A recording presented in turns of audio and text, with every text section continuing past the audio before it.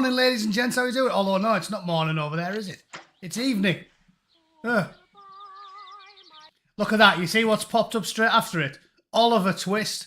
You know you're getting old and nostalgic about your childhood when, while you're washing the dishes, you're listening to the songs of Oliver. Definitely getting old, Anna. What a sad bastard. What a good tune that is, though. What a good tune. Back when they used to make entertainment, by God, I've turned into me granddad. It's all over. Thing is, as well, this wasn't really the massive thing when I was a kid. I think it was about the 60s, wasn't it? Early 60s. Oliver came out. But yeah, love watching that stuff now. Reminds me of all that we've lost, ladies and gentlemen, and how I pity the youth. I pity them. And they don't even realise how much they've been stitched up to the kids today. They don't. I think they think we're making it up.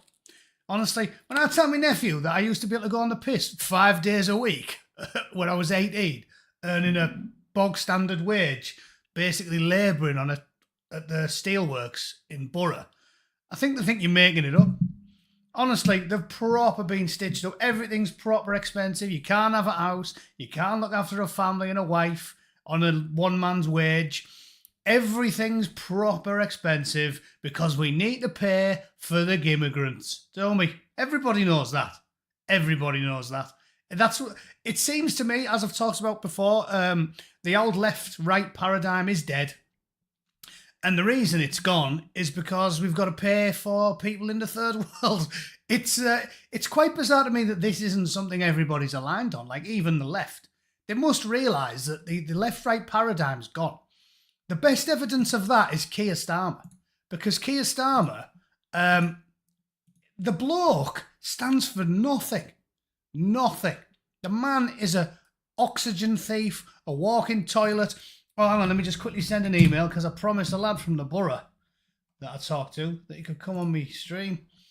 There's something. Anybody who's a wannabe streamer, give me a shout because I think at this point I've never knocked anyone back. About maybe 4 or 5 different people have asked me in the last year to do streams or put them on or what have you, and I always do it because it seems to me that it's not like a zero-sum game. That I really don't get how people sort of like jealously guard their audience in some way. Like, isn't it like if you wrote a book and I wrote a book and I found people who liked your book and said, "Hey, you should read this." They've already bought my book. It's not going to cost you anything, but you can help fellow working class scum out. So there's a bloke who reached out. I think he's only got about 15,000 subs. Let me just type this quick because I can't multitask. I'm a man.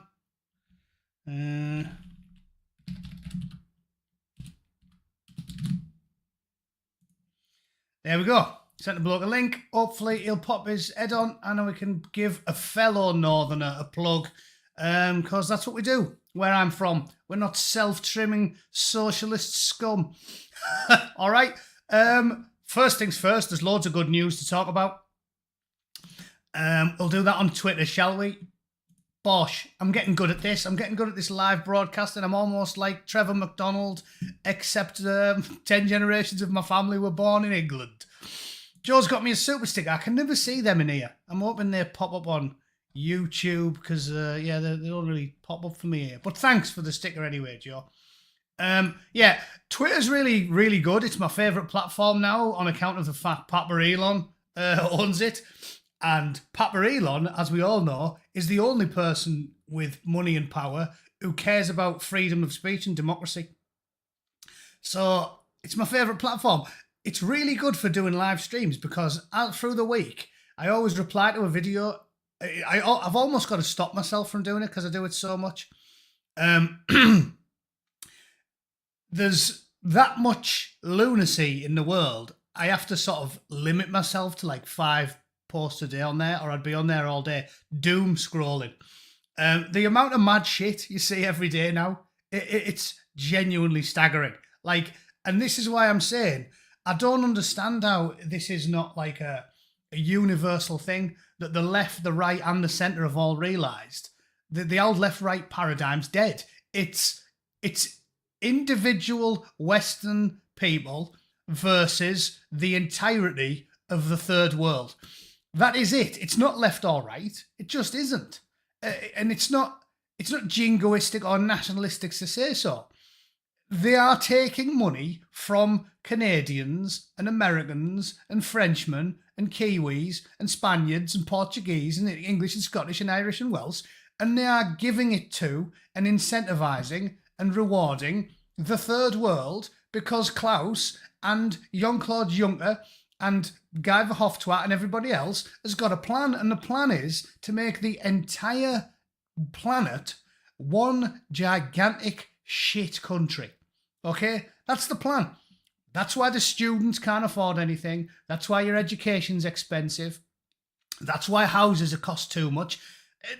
I can't even believe this is a thing that people are going, oh, immigrants don't. There's actually people with a straight face on Twitter going, it's not immigrants' fault the houses are expensive. I was like, really? Really? What, we're just going to teleport abodes out of my arsehole, are we?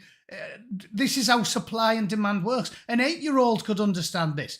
If it's a sunny day and you're at the beach and you're the only person selling ice cream, you can double the price of your ice cream and people will still buy it. That's why it's £8 a pint when you go and watch a gig or something. An 8-year-old understands this. In fact, an 8-year-old really does understand this, because I'm sure you lot have seen the viral video of that little girl who was talking about the ice cream van. And she's like 6. And she's like, can you believe how much you wanted? For a lolly, it was £2. That's how it works. So when you import 10 million random arseholes to Europe, and the government has purposely stifled home building for the last 20 years, the houses double and triple and quadruple because there's nowhere to live. There's nowhere to live. And it was bad when I went to the UK. I mean, long-term viewers know that this happened, right? I went back to the UK about, crikey, what was it now? I'm bad with time. About 3 years, and I've been at SpaceX like 2. Working for Games Workshop, that was a labour of love. That I went from aerospace to Games Workshop because I really, really, really wanted to work for Games Workshop, even though the money was worse. Although you did get 50% off miniatures. That, incidentally, that's why there's a massive tray full of them back there. So I took that as a labour of love. So it was only 3 years ago I went back to the UK, and it was knackered then. It was knackered then. My brother, bless him, because he's a bit snobby, he was cringing when he saw the house I was living in. It was basically a bed sit, right? Because there was no choice in the matter. I wanted it to be walking distance from work, because that's another beautiful thing about living in England, something you never get in America.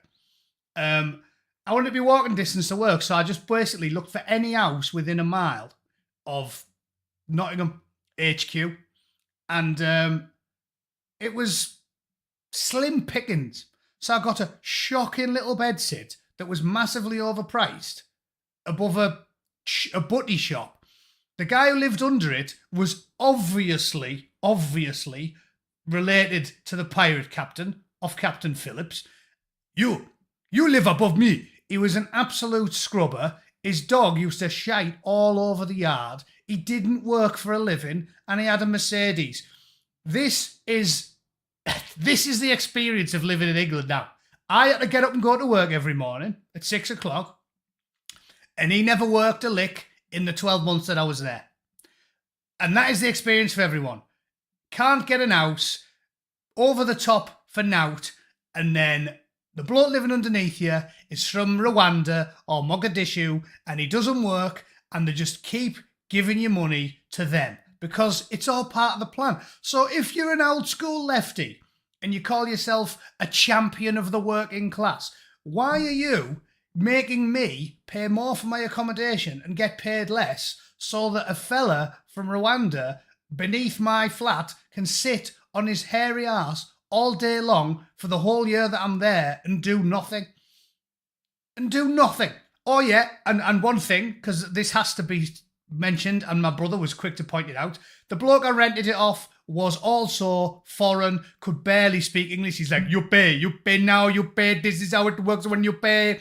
Couldn't barely speak the Queen's, clearly got the flat off the DHSS or whatever. He probably had 5 more. It'll have been a scam. They're always scamming everything. This is obvious to anybody with a hole in their ring piece. So don't tell me that it's not completely gone to the dogs in the UK. Mark Dryden, how many birds have knocked you back? None, because I'm essence of man. I'm essence of man. And despite having a small penis, I've got a very, very fast arse. I've got an arse like a fiddler's elbow. Who else is here? Richie Mint. Now then, here's a round for a night boot. Enjoy. Cheers, mate. And Ayrton Senna, thanks very much. I will spend that on cheap metallic gin. You can get a bottle from Trader Joe's around here for $8.99. $8.99 for a bottle of gin. Dollars. So that's how good America is. You can still get cheap booze in the United States. Rachel from account is gone by Monday. Yeah, I've heard there's a cabinet reshuffle going on here. Surely, if Starmer's got the brains that the gods gave a goose, she'll definitely be gone. We were young in the 70s and we must not go back to that. Power cuts, no bin collections, total disarray. Yeah, and didn't we say this was what was going to happen when Labour came in? Anglo said, oh, crikey, you lot are generous these days. I'm telling you what, I'm actually starting to make money off YouTube. Never thought I'd see the day, but if this carries on, give it 12 months, I'll be able to quit my real job and do online broadcasting all day. The big advantage is I could do that on a relatively small amount of money because I'm from Middlesbrough and I live off noodle doodles and rainwater. So I could probably become a full-time streamer quite easily, me. If I can make 500 quid a month, I'll be good. Anyway, so we'll do some news. I've been ranting. All I'm telling you is, it is knackered in the UK. The experience I've just described to you is probably very familiar to almost everybody who has been living in the UK for the last 25 years. If you're over the age of 35, you know what I'm talking about. It was mint in the 90s. It was mint. What was I in 1998? I was 18 in 1998. It was amazing. It was amazing. I was on the lash 5-6 days a week. I told you the story when I was going to join the corps. I went for my medical, and this nice old doctor who was about 80 was doing my medical for me, and he checked I was in good nick, and I was fit as a fiddle. Young lad working with his hands, 18-year-old in the borough, carrying steel up 20 flights of stairs at the Boss plant in the northeast of the UK, fit as a butcher's dog. Not even just because of the training to join the corps. This is back when life was simple and good. No computers. You use these bad boys. And I was carrying like metal up 20 flights of stairs, 8 hours a day, and then going on the piss after. It was mint. Loads of carbs, loads of exercise, and fit as a butcher's dog, on the piss 6 days a week, picking up young lasses and enjoying myself as you're supposed to do when you're 18 and not worrying about politics or what was going on in the world. And I was ignorant, you know. First vote was for Blair, I think. Whatever, 2000, I don't even know the date. And I didn't bother voting when I was 18. I think the first time I ever cast one, I was about 23 or something. And anyway, doctor says to me, how many pints do you drink in a week, son? He's filling out all my paperwork. And I said, 80. And he went, what? And I went, yeah, and I wasn't even, there was no bluster. I was just my usual self, just talk. There's no duplicity in me. I was like, well, I go out on the piss with my dad all day every Sunday, and then Mondays drink all you want for a fiver in the arena. Think of that. It was a fiver to get in the arena in Borough on a Monday in like 1998, and you could drink as much booze as you wanted. It went up to £6 about a year later. So I used to be like, I'm on the lash all day Sunday, I'm out Monday, Tuesday's ladies' night in wherever it was, in Madison, Wednesday's this, Thursday's like a Friday, and Friday and Saturday. So some weeks I go out 6-7 days a week. So if you do like 12, 13 pints, let's say 6 days a week, probably looking at about 80 pints. And the bloke was like, I'll just write 10. I'll just write 10, son. And that was living. And you could afford it easily. You could afford it easily off working, you know, bog standard labouring job, getting about 160 quid a week, age 18. And you'd spend 15, 20 quid on a night out. It was mint. It was mint. And now look at them. No money, no education, no house, no family, no hope. Because we've got to send money to Kurds and Turks and Rwandans. Brilliant. As I said, I don't know what's going through the head of the left. Because the left have completely lost the plot. I don't know what they're thinking.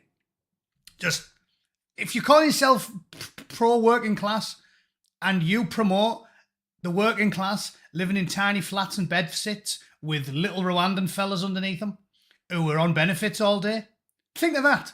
This is what I've said about, of course people are angry.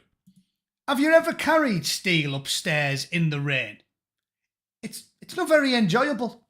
Yeah, I'm not a pussy, so I just did it, and I didn't think it was that bad. Carrying steel up the stairs all day in the rain, covered in soot, and I was thinking, well, it's not that bad. I want to be a Marine, and it's getting me mega fit, and I'm getting paid to get fit. So I'll do this for a year while I train and go through the process, and then I joined up when I was 19. So I didn't hate it. But I'll tell you this.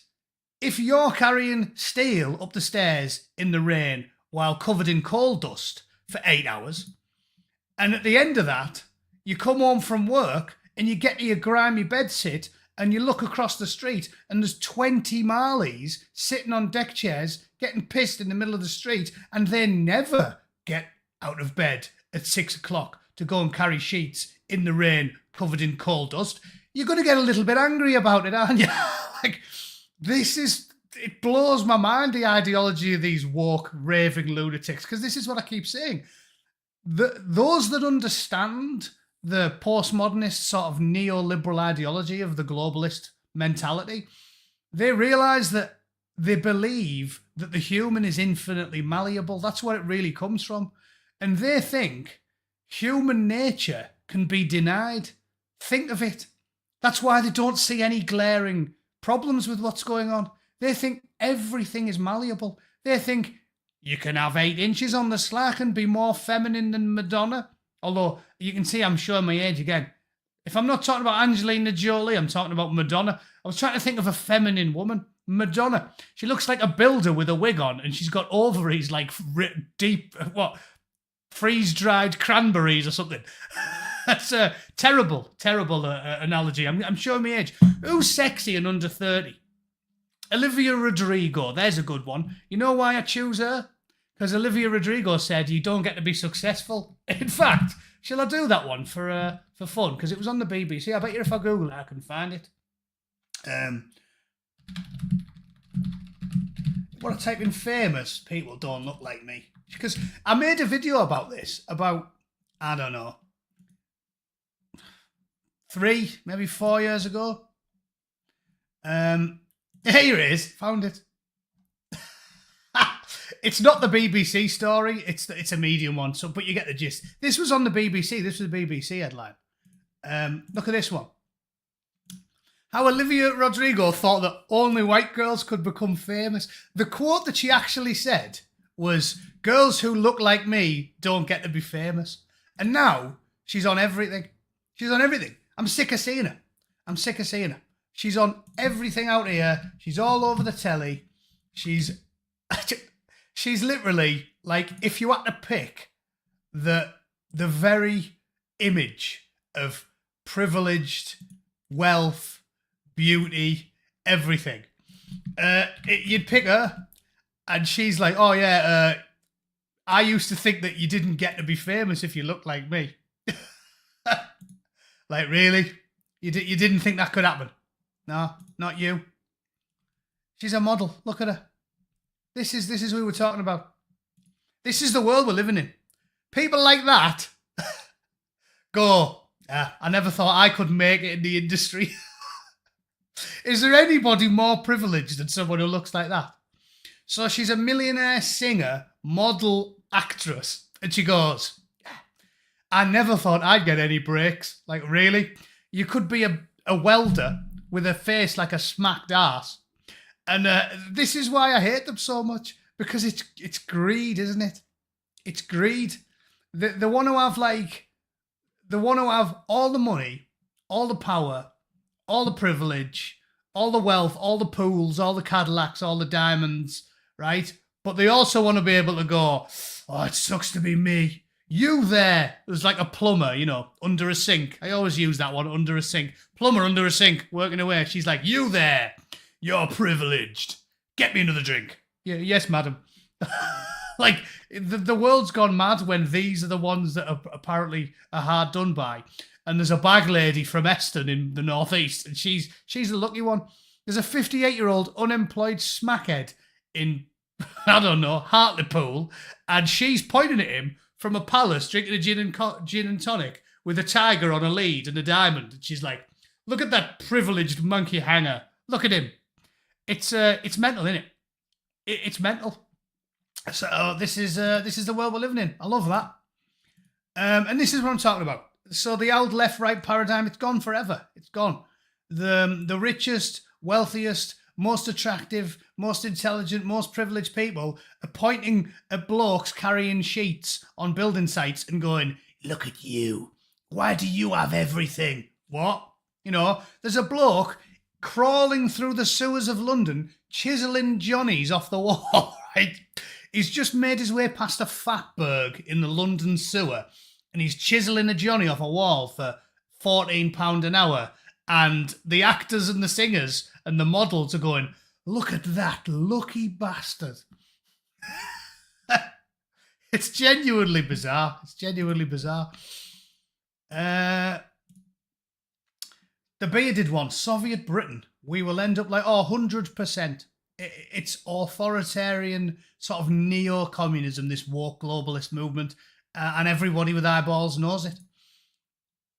The left is thinking communism will work this time. Yeah, it'll be real communism. It just hasn't been tried. What they really mean by that, you know how narcissistic they are? What they really mean by that is, if I was in charge, it would have worked last time, because I'm clever and incorruptible. That's what they mean. And they haven't got a clue what they're talking about. Mark Dryden, I got rejected by the Royal Marines when I was 16. I was too small by 2 centimetres, so I joined the army. Well, Mark, God bless you for trying, son. There is no shame in having a pop and doing your best, is there? And it also speaks a lot to your character because you're honest about it. Because I met lads in in Iraq who were in total denial, and there was a ginger lad. I think his name was Thornton or Thorntree. I remember it. And he got to about 5 weeks into Royal Marine training and he quit. He was crying uncle like a girl after crawling through the nettles for half an hour. And about 2 years later, I seen him in Iraq and he was in the Royal Highland Fusiliers. And I went, all right, mate, how you doing? And he was a bit chippy. I guess he was sort of a little bit embarrassed about it. There's no need to be. Again, when you're older and a little bit more mature, there's no need to be ashamed of trying your best at doing something. I like journeyman boxers. There's people who do it for a living who get punched in the face all day long, and the record's like 59 losses. And what the real legends of the sport used to come up against, you know, to train. That takes more character than being Floyd Mayweather. Getting punched in the face all day, every day, and losing every fight takes a backbone and gonads like watermelons. So there's never any shame in trying and failing. But don't be a prick when I'm trying to be your mate. Do you know what I mean? And then I remember I was in the galley and I thought one of the lads was a Bootneck, so I said, here, mate. And when he turned round, I seen his patch on his shirt and he was a Highland Fusilier. I said, oh, sorry, mate. I thought you were a Bootneck. And he went, don't insult me. And I went, oh, insult you? Well, go and ask Al Thornton on the front gate if I'm insulting you, because he tried to get in my regiment and he fucking shit the bed, son. So go and ask him if he thinks I'm taking the piss out of you. See you later. Anyway, so there's a little dit for you. Mark, no shame in trying, Mark. Thanks for the deep sea diver. And I hope you had a good career in the army. I do prefer a hard-working army infantryman to a sailor. All right, that's for Dave the Codhead and all the rest of them in the chat. And have a soy boy latte on me. Cheers, camp. Oh, hang on, Dino Bain's in. Here he is. Right, I'll tell you what. I'll just do the one story I was going to mention, and then I'll bring him in because he's a fellow borough lad, and I always do him a solid when they ask, where's this story I wanted to cover? There was one I retweeted because I found it absolutely staggering. Oh yeah, this. Look at this knobhead. So let's bring Lord Sumption on while I have a quick chat with him, and then we'll talk about it briefly. And hopefully I don't bugger this up, and I can actually mute myself and you can watch the video. Look at this. This bloke has been bought and paid for because he's the one who was anti-lockdown for about a year, and then Soros and his pals whispered in his lug, and all of a sudden he's talking about the rule of law, and if you disagree with Lord Sumption, oh, you can't break the rule of law. Anyway, watch it. Moreover, I can quite understand why there should be particular concern by the Prime Minister of Latvia, because the three Baltic republics Dino, how are you doing? and All right, buddy. Ukraine Not bad. are You? unique in the sense both on. that Hang they on. were Let's watch once this an and then integral we'll talk. part of the Soviet Union, unlike, for example, Poland, which was a member of the Warsaw Pact but not part of the Soviet Union. So these are the prime targets of an ambitious and predatory autocrat like Putin. So that would justify having so many people as a tripwire in Ukraine? Well, absolutely. But I think we've also got to recognise the truth of Rasmussen's point about Europe coming up to the plate in terms of its own defence. We have lived for a long time under the security of the United States guarantees, and we have helped ourselves to a peace dividend which turned out to be very short-lived after the collapse of the Berlin Wall. And this, in other words, we could save money on the military to spend on schools and hospitals. In other words, global war. Global war forever, because we love that now. It's very liberal. Anyway, let's get rid of this. I'll figure this out now. Bosh, there we go. Dino Bain, welcome to the show. All right, buddy. Thanks for letting me on. I'm all right. I thought I'd give you a plug because I've watched a couple of your videos and I liked your stuff. You're infinitely better spoken than me. Whereabouts in the borough do you hail from? Longlands and then Hemlington. Hemo, eh? Crikey. Yeah. That's all right. You are Middlesbrough then, even more Middlesbrough than me. So I thought I'd get you on just to give you a plug and try and get you some subs. Stick your channel in the comments, and then we'll talk about politics because I need to pick your brain because we haven't really had a chat before, have we? Yeah. How'd you get rid of this echo that's repeating though? Is that normal? What you're doing is you're probably watching it on YouTube and listening to it on StreamYard. So if I'm a go to spaz. YouTube- Yeah. All right. There you go. Wow. Genius. All right. It's better now. Okay. So if you don't know, Dino's got well, your actual name's Rob, right? Is it Rob? No.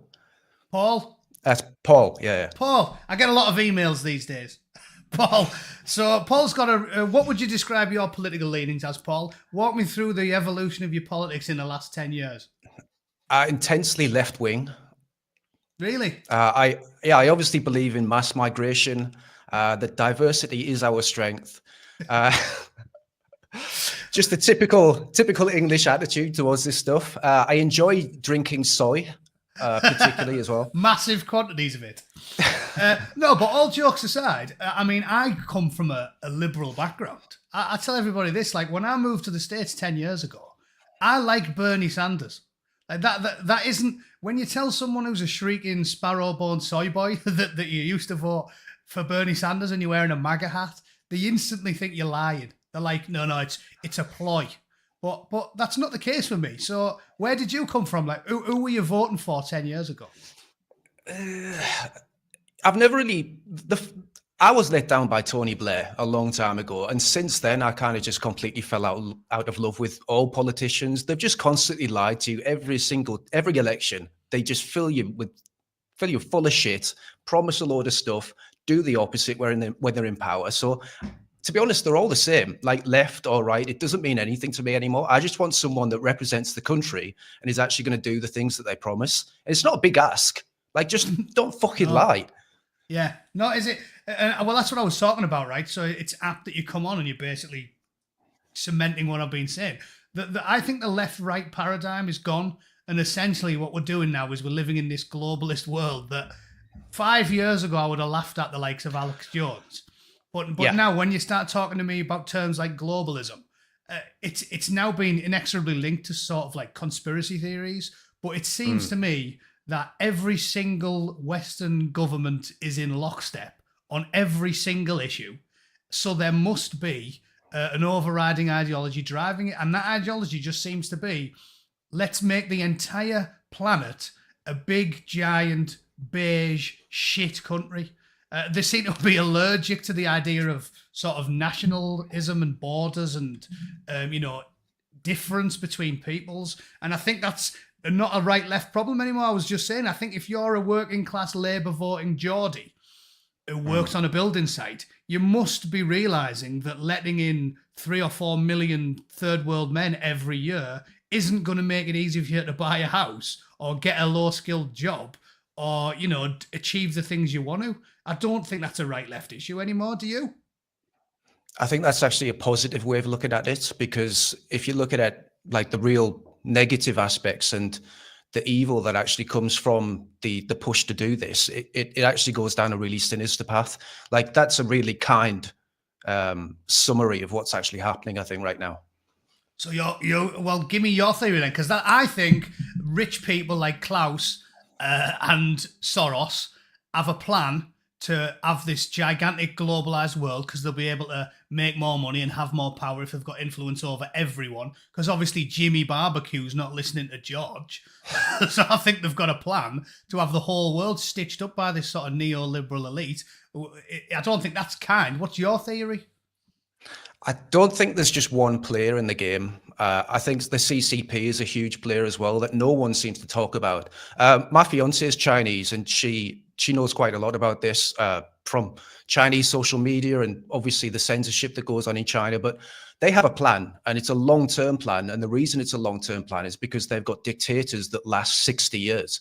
We've got prime ministers that last 4 years at a touch. But yeah, what can you do in 4 years for a long-term plan?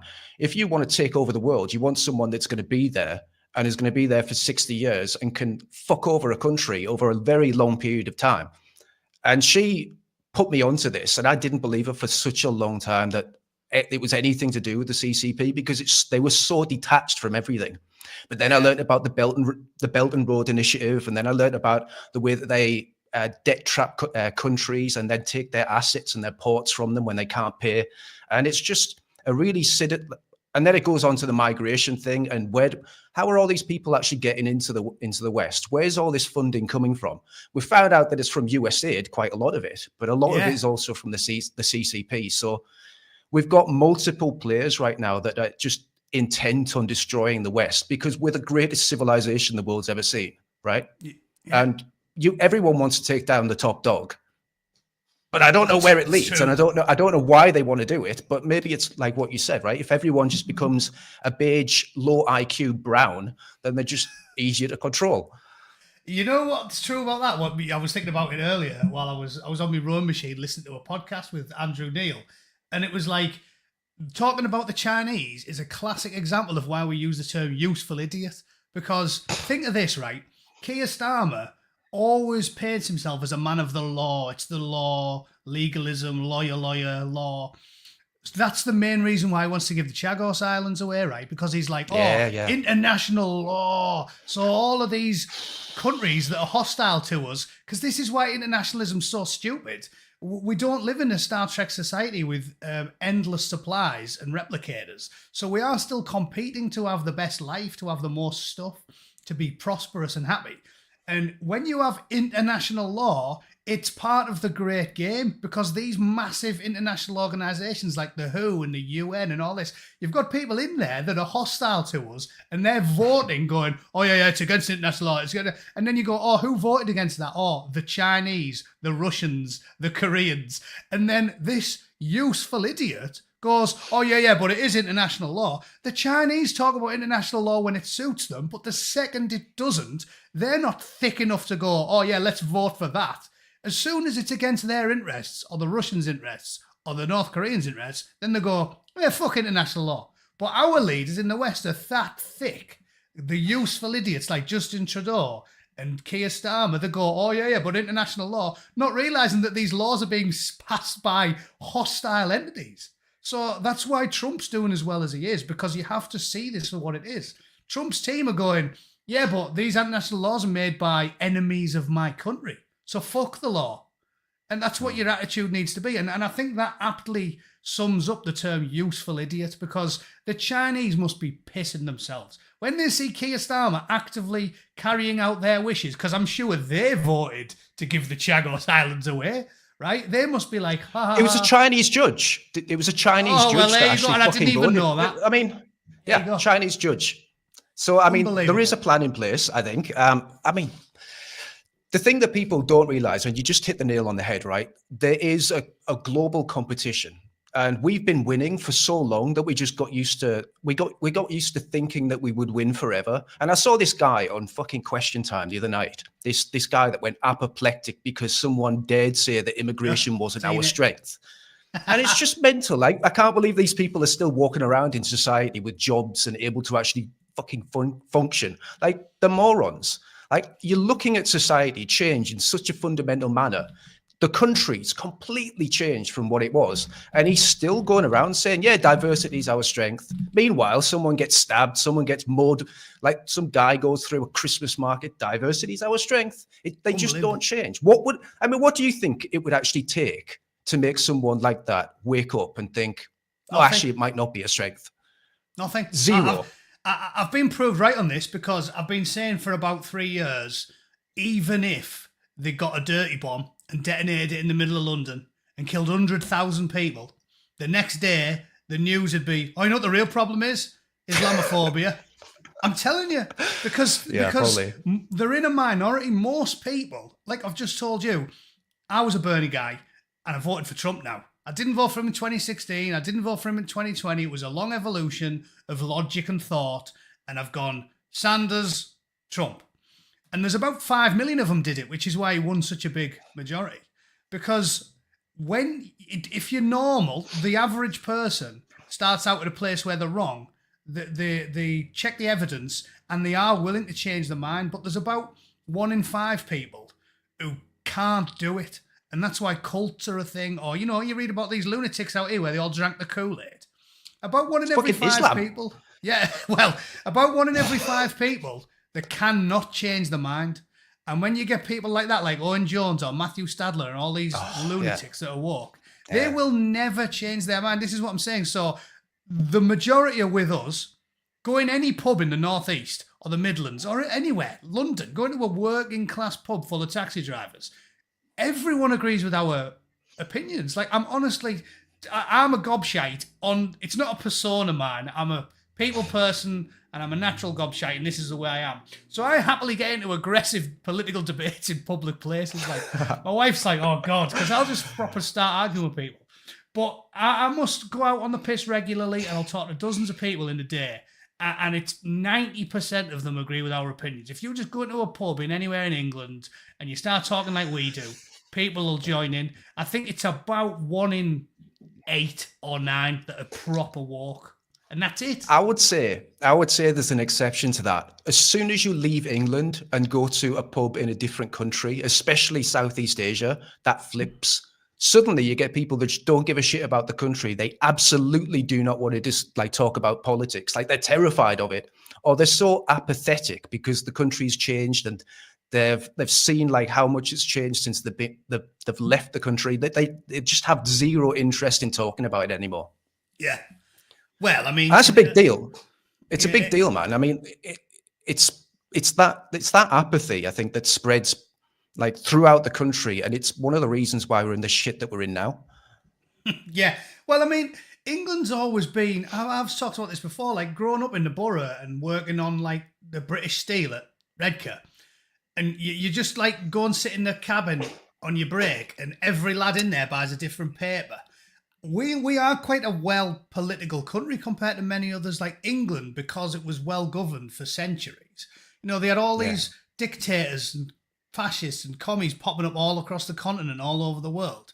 And that's why England's been so lackadaisical about it, because we were trusting of our government and we were very like well educated about politics as a result compared to the average person. I always talk about these were like working class blokes, like platers and welders and labourers.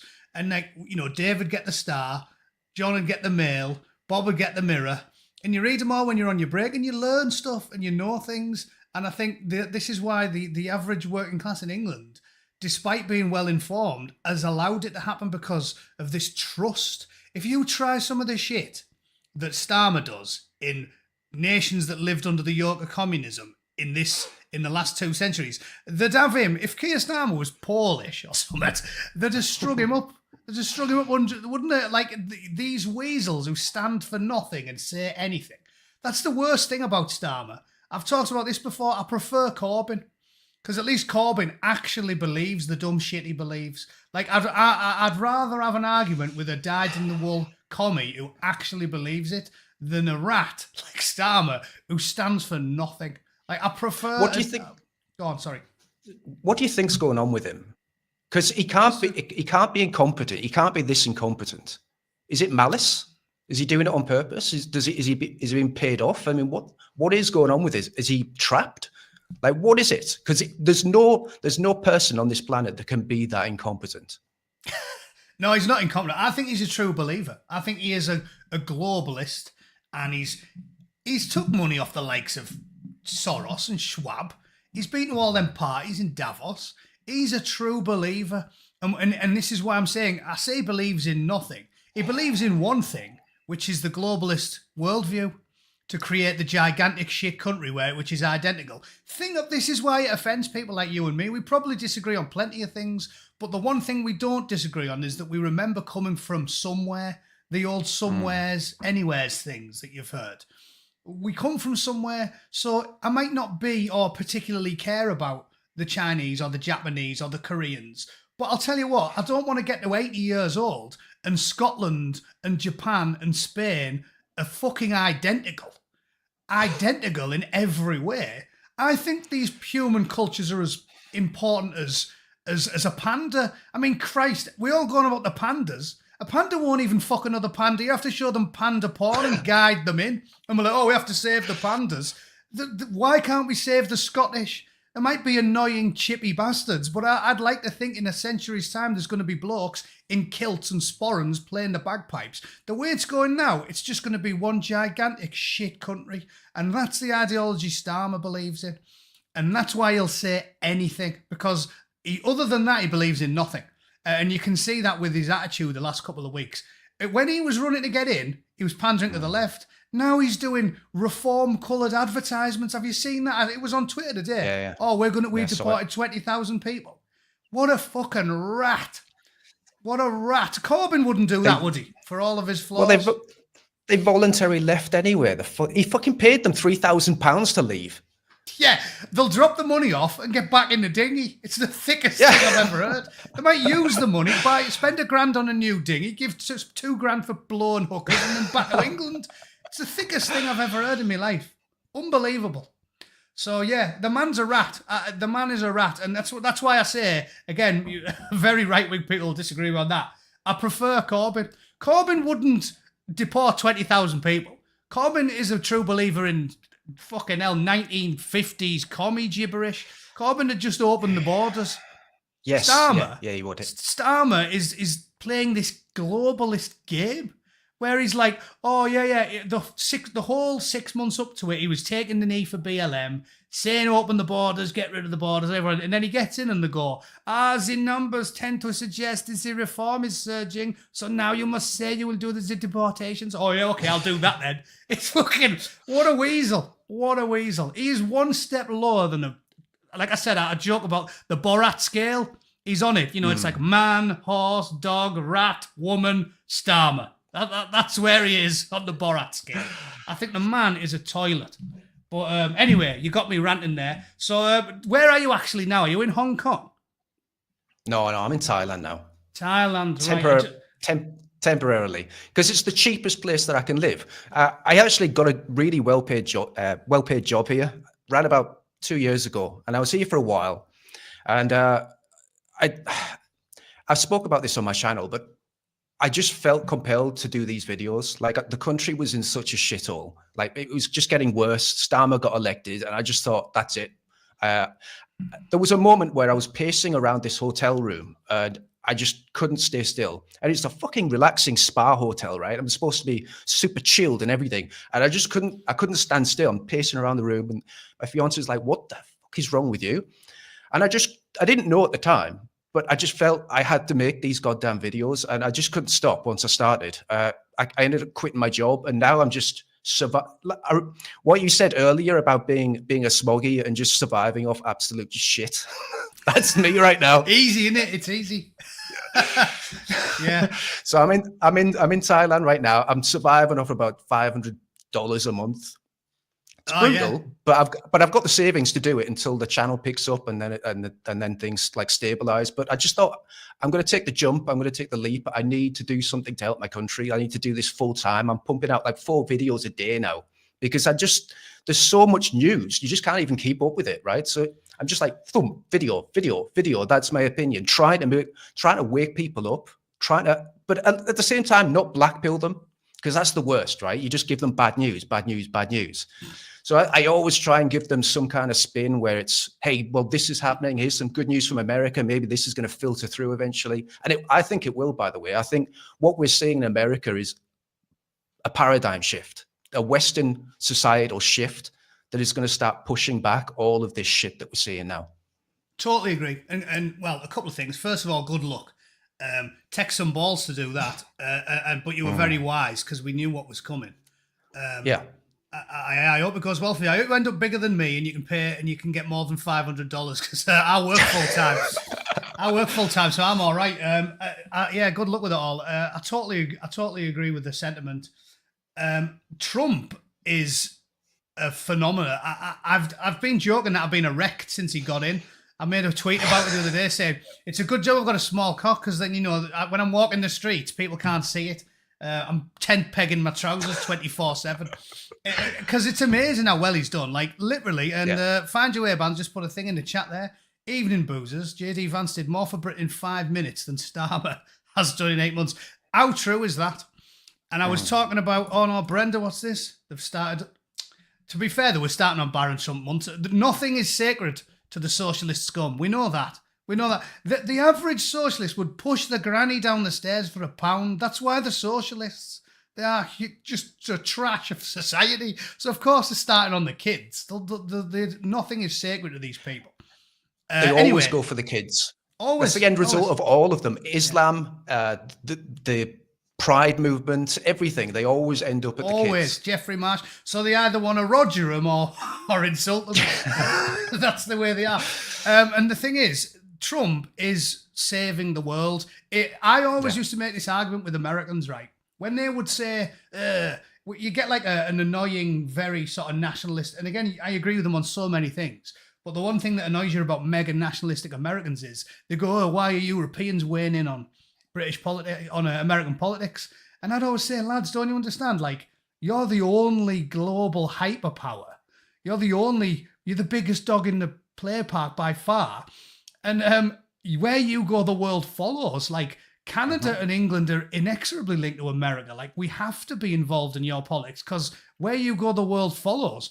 And thank God that is the case because now he's going over there holding them to account. Vance's speech was fantastic. I did watch that on your channel. And that's what they need to hear. Truth being spoken to power. The shit the socialists all say they're doing all the time.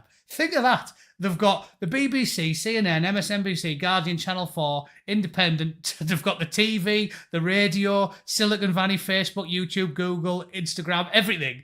And then they go, oh, we speak truth to power. No, you are the power, right? You've got the actors and the singers and everything. And I've got a welder from South Shields. Who's fucking speaking truth to power? You know what I mean? Well, so that's ludicrous.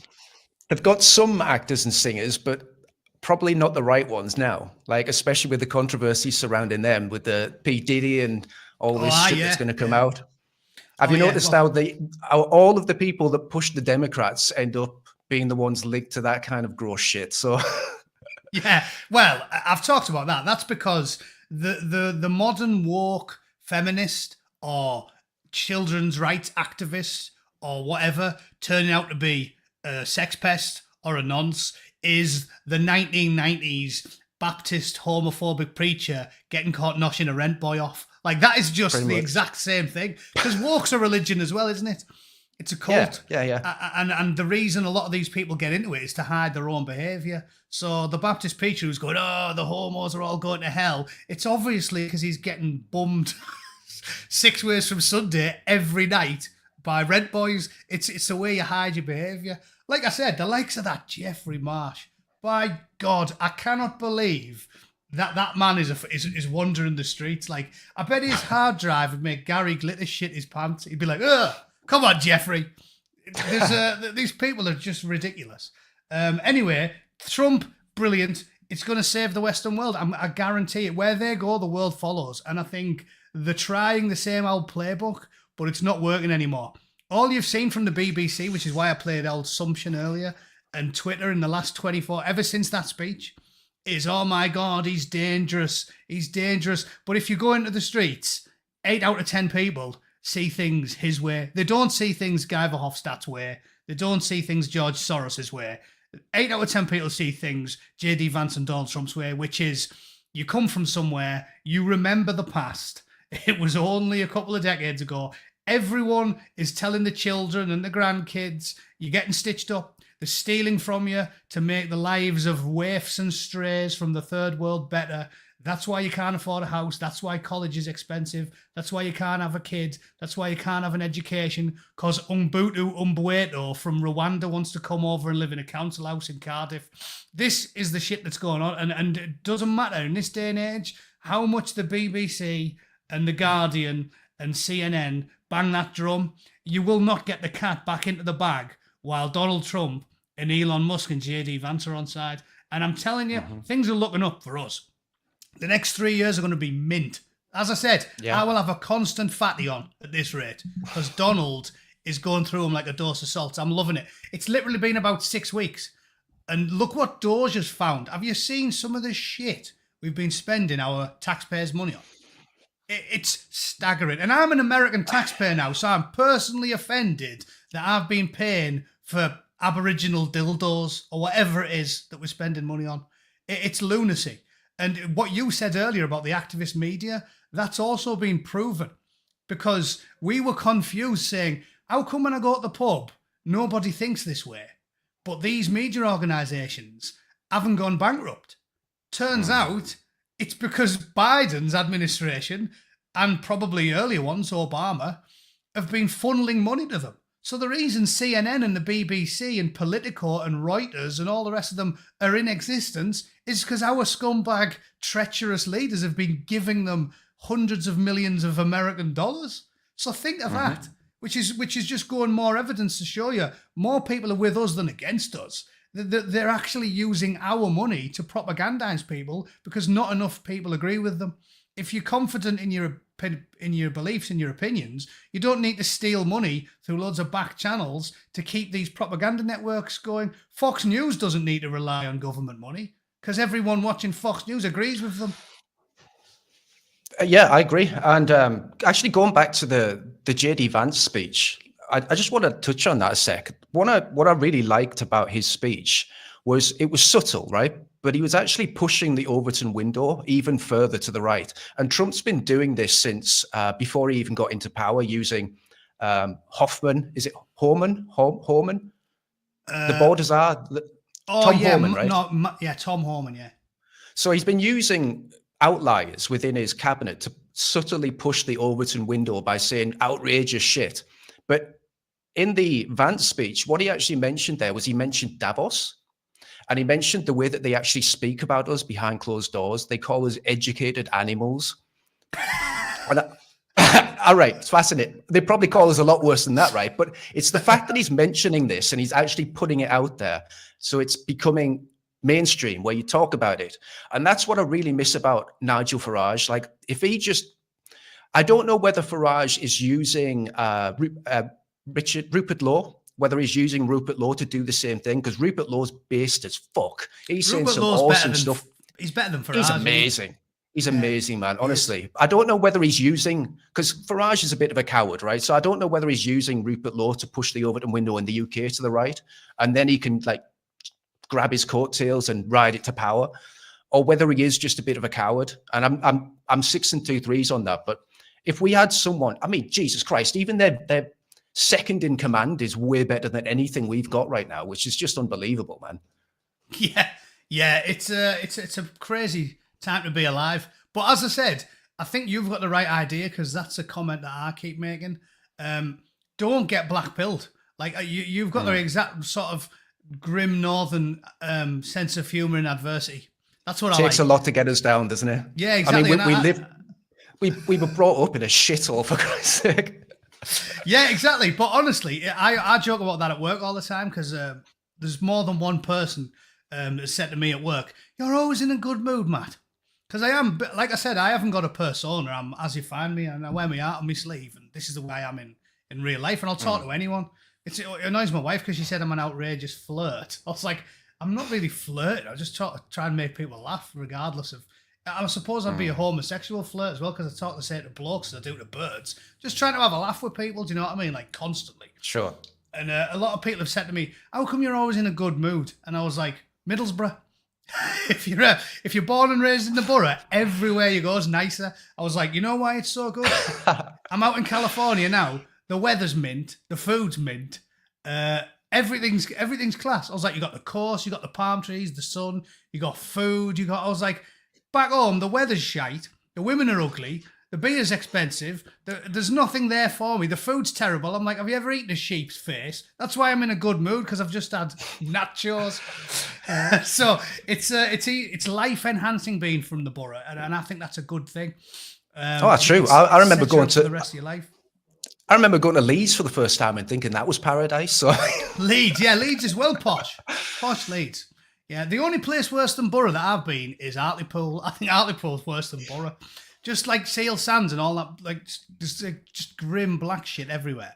Yeah, Hartlepool's concentrated filth. So yeah, it's a smaller area and they pack it in. Yeah, we're like pure filth, but they're like premium unleaded triple distilled filth in Hartlepool. So no, it's life enhancing being from the borough. But to finish on that one, you've got the right idea, and I hope that continues, because I tell everyone, like, I do think that people first and foremost think of my channel as like a comedy channel, because I don't feel like I'm overly serious. And I think that's the right idea. I was a little hesitant coming on because I thought you'd be expecting me to crack jokes and shit. I'm not really a jokey guy. I'll come out with the old quip and stuff, but I can't roll it off like you can. Like you should be a proper comedian level. Well, I've talked about this before. I have done stand up before in LA. I tried it a few times, and I was pretty good at it. But I utterly despise everybody involved in the industry. So I can't do it. I just despise everybody. So yeah, I was at a comedy club in the Ice House, and I'm sitting there, and I'm like, I'm surrounded by paedophiles. So I'm not doing it. I'd rather just work for a living and do it for fun on YouTube. But anyway, what I'm getting at is, I love your channel, and I think you're very eloquent and you're good at what you do. It doesn't need to be comedy. It is lighthearted in a way. You might disagree there. I don't think that your videos invoke pure unending misery like some political ones on the chat on YouTube. So I wish you the best of luck with it. And I'll, like I said, I'll give you a plug. I'll share your stuff on Twitter, and we'll hopefully try and get you some more followers, because your stuff's good. And yeah, please do not turn into a miserable bastard, because you might not think you're funny, but your stuff's very very entertaining, and it certainly doesn't leave me feeling completely hopeless. So yeah, keep doing what you're doing. Cheers, buddy. Appreciate it. All right, and I think we'll call it there, because I usually only do about an hour anyway. All right. Sounds good to me. Thanks for coming on, Dino. I'll put your link back in there, and I'll talk shit for another 5 minutes, but I'll see you around, mate. All right. Cheers. See ya. Bye, everyone. All right. How to put the news back on? There we go. That's his Twitter. Please check it out. I'll stick another link in the comments there for everyone. Patriotic Englishman. God bless him.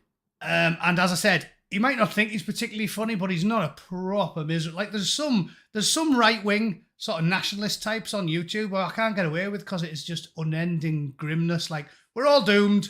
We're all doomed. You know, sell everything, cancel your milk and the papers, and to go and live in the jungle somewhere. Even though it sounds like I'm being a bit necky because I'm now an expat. I didn't move. I've been here for 10 years.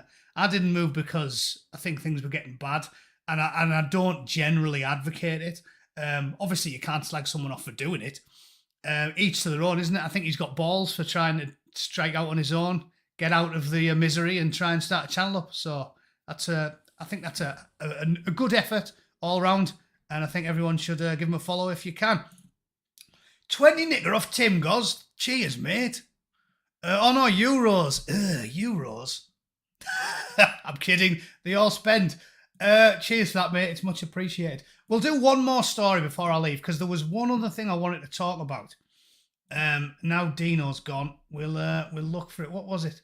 Oh yeah, look at this one. Look at this one. Oh my god. Oh my god, what a weasel. So, the Hoftwat dares, with the neck of 1,000 giraffes, put this on his Twitter. Is this the US speaking or Russia?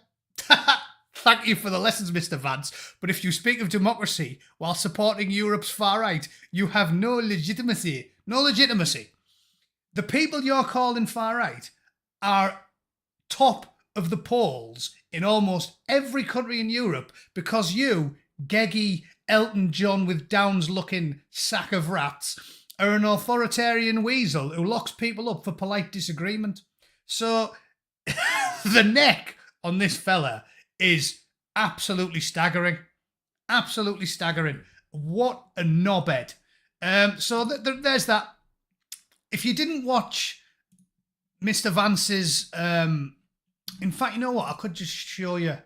Send you to Dino's channel to watch it. He put the whole speech up on his channel. It was great. He was in Munich and he just told them all. He just told them all, like, you're at odds with your people. Totally at odds with them. There was a famous letter written by Jefferson, I believe, back to England, because a lot of people forget that the founding fathers of America were English. They were English. They're English stock. They didn't have a natural animus against England. We were related. It happened because of piss poor management, and obviously we needed to pay for the 7 Years' War. It was complex. We weren't just the villains, and they weren't just arseholes. It was it happened.